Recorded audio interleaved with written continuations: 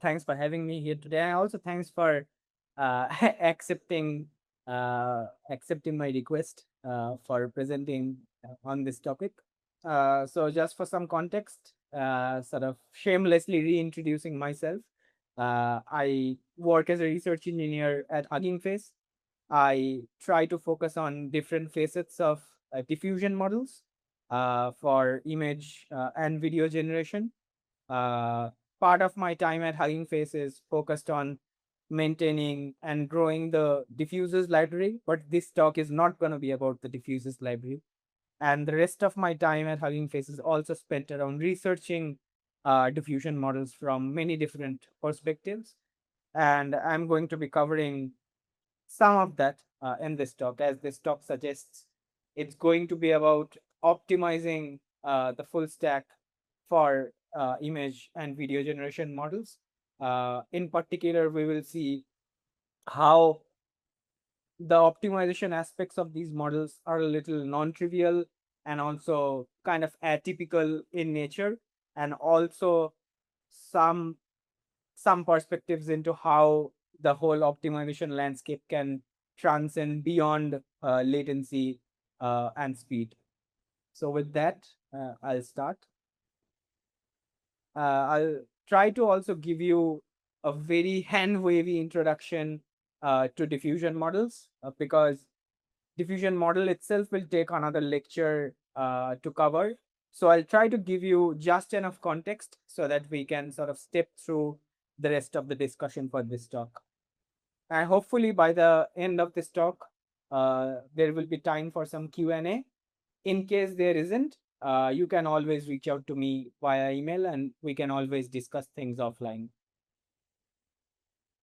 I wanted to get the excitement rolling by giving you some outputs from some of the recent text to image models. This is from Pixar Alpha. This is from back in the days in 2024. I think 2023, not even 2024. So this is quite old, but you can see the quality is not bad. This is from DALI 3, OpenAI. And this is from 2024 September, if I remember correctly. This is from Flux.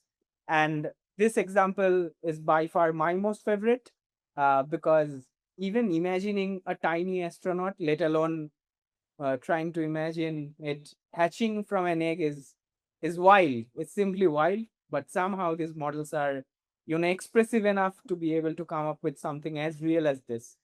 So yeah, there's an ongoing emergence around text to video models and the whole, moniker around world models as well. This is one of those. And then we have got this poor cat, and then you have got very cinematic light, landscape frames. All of these are open models except for DALI 3 that I shown in the previous slide. As a cautionary note, I'm going to be interchangeably using diffusion and flow in this talk, which also means that the points and the discussions that we'll do in this talk, they will apply to both diffusion and flow models. Flow model, as I like to explain them, is a generalization of diffusion models, but they are not exactly the same. But for the purposes of this talk, I'll interchangeably use them. Now let me try to give you some context as to how diffusion models work. I like to think of diffusion models as the following. What happens when we start from a random, noise drawn from a Gaussian, and we then try to slowly denoise it over a period of time unless we get something realistic. It can be an image, it can be a video, or it can be even a piece of audio as well. But the point is, the crucial point is, we are starting from a pure random noise, and then we are iterating over a period of time, denoising it so that it becomes a clean and realistic representation of what we want. So it can be considered as some sort of an iterative denoising process. And we can also condition this denoising process when we try to condition with text descriptions. we can do, tasks like text to image, like we are seeing here. Now the thing is, diffusion models can have different variants. Like when we are operating directly on the pixel space, those that family of model is typically referred to as pixel space diffusion model. But pixel space diffusion is pretty intensive from both memory and compute standpoints, which is exactly why operating on the latent space is almost the de facto for diffusion models. And in this diagram, we can get a sense of how latent space diffusion works. Now, we need to have some sort of an encoder and a decoder in order to be able to, encode the pixel representation of an image into its latent representation. And then when we are converting that latent space into the pixel space, we need to have some decoder. Typically, for the case of latent space diffusion models, we usually use a VAE, which has an encoder variant as well as a decoder variant. So yeah, just note that this talk is mostly going to be about latent space diffusion models, but the approaches are fairly general enough. They will also apply equally, they should apply equal to pixel space diffusion models as well. Now let's try to also see how different components within a diffusion model are connected with one another. Because unlike language models or vision language models, diffusion, any modern state of that diffusion model is not a single model. That's a very important distinction to be aware of. Let's say we want to take this text prompt and we want to generate a video out of it. Now let's see what are the typical components that are involved and how they are sort of connected. Now, to be able to have serial representations of the textual description, we need to have text encoder, which is fairly intuitive. And then once we have the text embeddings out, we start the this is the inference workflow, by the way. Now with the text embeddings out, we start off with a pure random noise, as I was mentioning. These are our noisy latents as we are operating on the latent space. And we also need to have access to a component we term as scheduler, which is a non-parametric component, which basically makes the model aware of the position it is in the entire denoising trajectory. And this is the beast that we will try to optimize, but more on that later. It can be a typical unit like architecture or a transformer like architecture. And broadly, this is referred to as the diffusion network, which is conditioned on the time step, like the position in the denoising iterations that it is in, the text embeddings in this case, and also the noisy latents. And then we sort of invoke it over a period of time, hence the loop. Now, once we get our refined latents out, the diffusion network, it's passed off to a decoder, and we finally get our frames.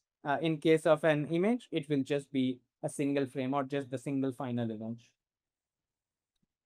Now, now that we have some very basic understanding of the different components that are involved in a standard text to image or text to video diffusion model and how those components are sort of connected with one another, sort of how they draw the chronology in the whole inference workflow, I'll try to now motivate why we might have to sort of optimize them to be able to make anything useful out of them.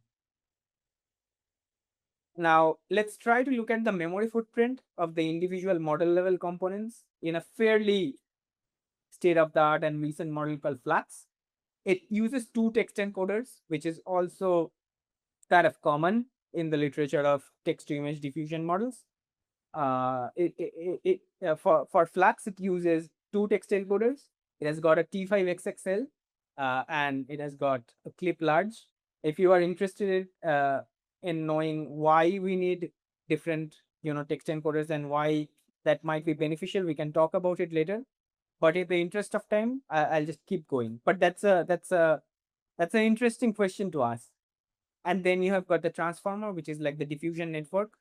And as we can see, it has got the highest footprint. And you have got the decoder, which will be responsible for taking the defined latents out of the transformer and then decoding it back to the pixel space.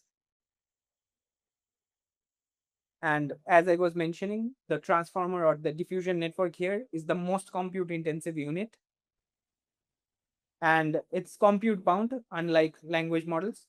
Hence, consequently, the optimization literature from the language modeling world might not carry over to the diffusion world very gracefully. Now, even when using the brain float 16, which is very common in the diffusion world, it takes about 34 gigs to generate a 1024 by 1024 resolution image, which is standard. And it takes about 7 seconds on a fairly beefy GPU such as H100 without any optimizations. So I hope we can see how these numbers are kind of staggeringly high, because if we have to wait for about 7 seconds to generate one single image, it's not good. And then videos can be even worse, like just to give you some perspective, a 5 second 16 fps 720p video can take about 30 minutes to generate with a fairly state of that open video generation model. Now, these numbers are heavy. These numbers should concern us in case we are interested in operationalizing some of these models, because long running tasks are bad for user facing applications. It hinders interactions, because if if if like the interactivity aspect of creative applications is hindered, it's not good for your users. And it's also power inefficient, and it also slows down the overall rate at which you would want to iterate and make some improvements to these models. So it's kind of a bad experience for both the developers as well as the users of these models. Now, as I was hinting at, the iterative transformer, it's at the root of all evil here, basically, because it's both compute bound and at the same time very memory hungry.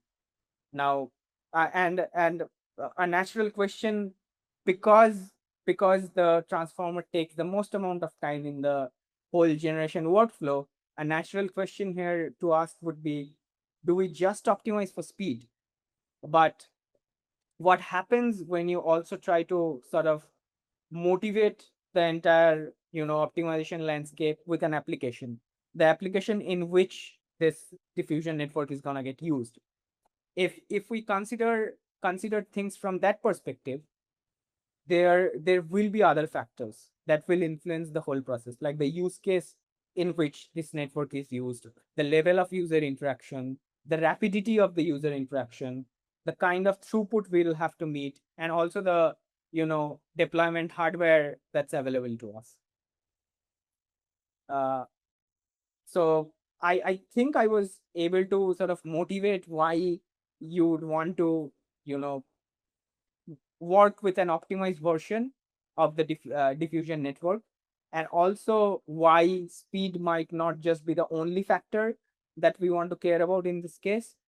Hence, hence I'm going to be talk a little more about how optimization becomes a factor that transcends well beyond just speed.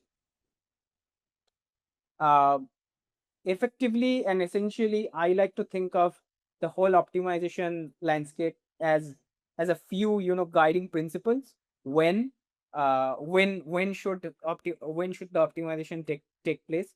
And in this case, the motivation basically comes from the app. Where should we perform optimization? And in this case, it's roughly going to be the diffusion network, the transformer model. That's the most compute intensive element in our workflow. And do we know what we want to optimize? Do we want to optimize throughput? Do we want to optimize memory? Or do we want to optimize both? And how should we optimize? This is where this talk is going to be focusing on. So yeah, we are going to be discussing a couple of different recipes and approaches as to how we can optimize the transformer network, and also how we can go beyond that. Now, I think like there's a there needs to be more motivation and more awareness to be put when it comes to the kind of hardware that we have access to, especially when we are deploying these models. Now, in this picture, we can see how the throughput immediately improves when we try to sort of use shapes that are particularly optimized for a given hardware. Now, on the extreme right-hand side, the bar shows it's basically configured with the most optimized shapes for a given hardware, and it gives us the most amount of throughput. And the number of total model parameters is not changing. That's not changing. We are just using the shapes within the model, maybe the number of attention heads, or maybe the hidden dimension of the transform blocks, and so on. And it shows how just changing that and how optimizing that with respect to the given hardware can immediately render some positive gains in terms of throughput. So that's what I was mentioning. Like, non-trivial gains can come from kernels that are hyper specialized for a given hardware, and also model architectures where the shapes of the model are kind of optimized and have been made efficient with respect to the hardware it's going to be operationalized. Now, there's also like there's also this aspect of efficiency that's going to keep coming up because we want to make our model as efficient as possible. But efficiency is also often a term that has so many misnomers. Like, the popular belief is smaller models are almost always faster and more efficient. The reality is no, not always. And I have this very popular figure from this paper called the efficiency misnomer, as the title of my slide goes. It basically shows how models with higher number of parameters may not have the highest number of flops, and also it may not have uh, have a lower throughput. Now, in this case, it's basically reversed. That is, the models with a lower number of parameters has more flops and has a lower amount of throughput than their, apparently heavier counterparts. So that kind of drives this point home, that efficiency may not always be related to models being smaller. There are, more angles to take a look at it. Now, the big elephant is also transformer. I'm gonna keep coming back to this transformer thing, but also when it comes to high resolution generation of images and videos, the effects, the effects of the compute bounded regime of our transformer can become really evident. First, the inputs are of high dimensional.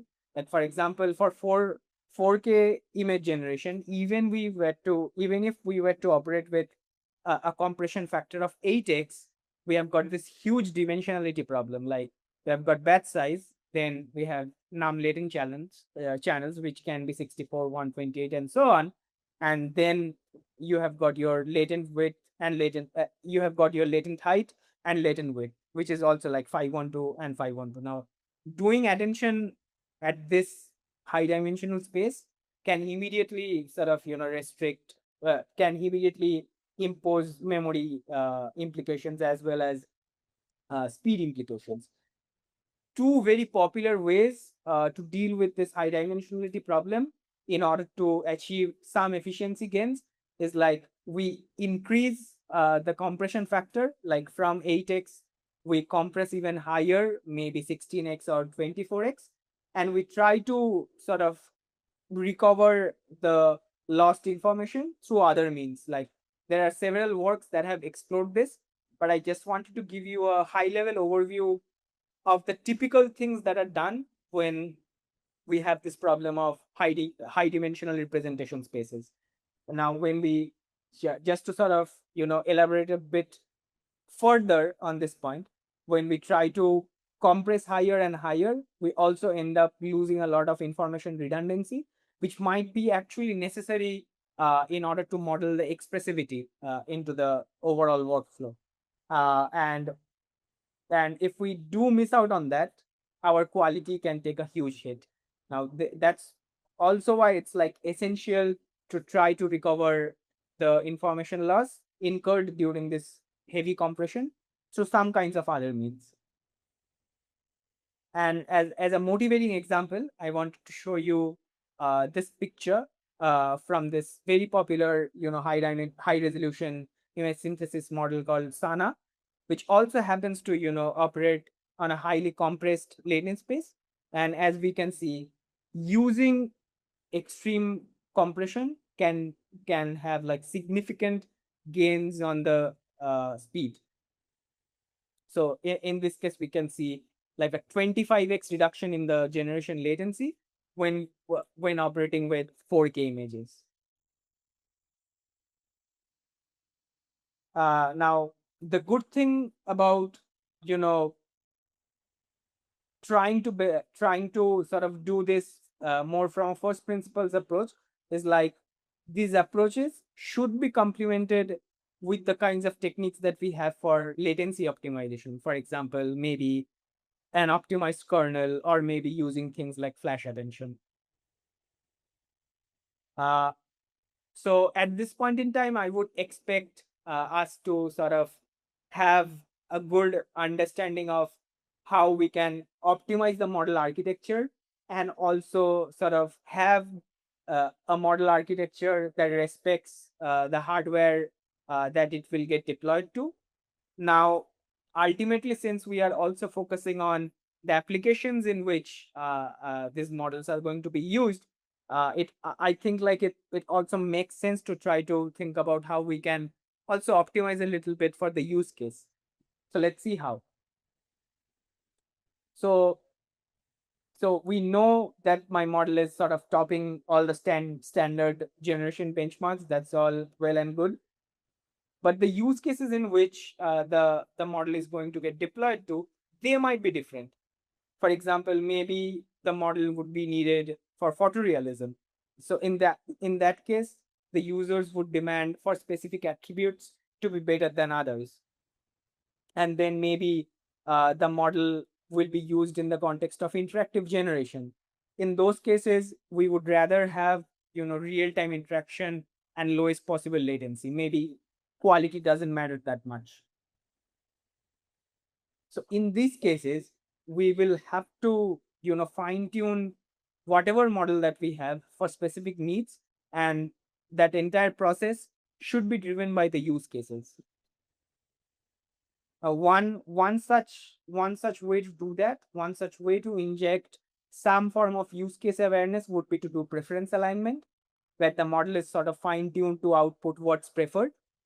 In this case, you have got a text prompt, a cyberpunk cat with a neon sign that says Sana, and you have got, two images, two candidates.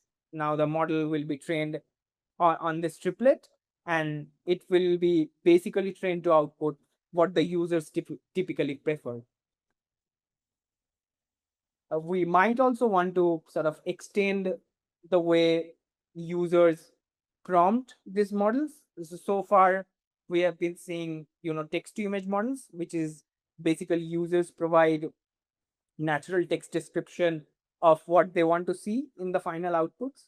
Maybe that's not sufficient. Maybe I also want the output image to follow a particular, pose.